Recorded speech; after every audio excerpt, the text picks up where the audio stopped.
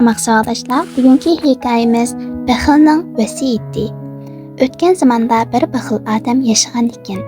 Umr bo'yi tuzukkina yemay ichmay, seg'ib, yalab degandek kun o'tkazib, oxiri 30 ming tillardan ortiq pul yig'ibdi. Bir kuni u o'ltirib, "Yeshim bir yerga berib qoldi. Shunchalar ko'p pul yig'ibdiman. Endi bas.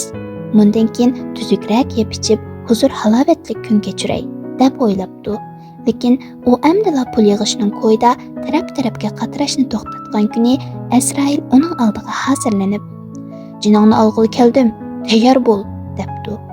Bu chaqda baxil odam chiroyli gaplar bilan Azrailga yolvorib, "Oliylari, menga 3 kunlik muhlat bersizlar. Men butun boyligimning 3dan 1 qismini o'zlariga beratdim", debdi.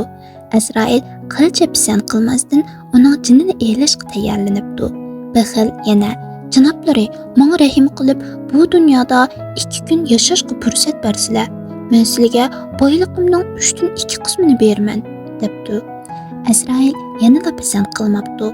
Baxil oxir bo'lmay butun boyligini bir kunlik umrga tegishishni aytgan bo'lsa-mu, hech bir natija chiqmabdi. Baxil hayotidan umid uzgan holda Azrailga, "Bo'pti, jinimni bersam beray. Sizlardan eng oxirgi o'tinishim, menga ozroq vaqt bersizlar. Bir parcha vasiyatnoma yozib, keyingi avlodlarga qoldiray", deb yolvoribdi. Azrail ma'qul bo'pti. Shuning bilan baxil o'zining barmoqini kesib, qini bilan mundaq vasiyatnoma yozibdi: "Hey inson bolasi, mening muni so'zimni esingda chang tut. Sen bir umr jafo mushaqqatda yiqqan mol dunyoringga bir damlik vaqtni sitib olmaysan. Hayot odamga birla keladi. Boylik qoladi, hayot ketadi.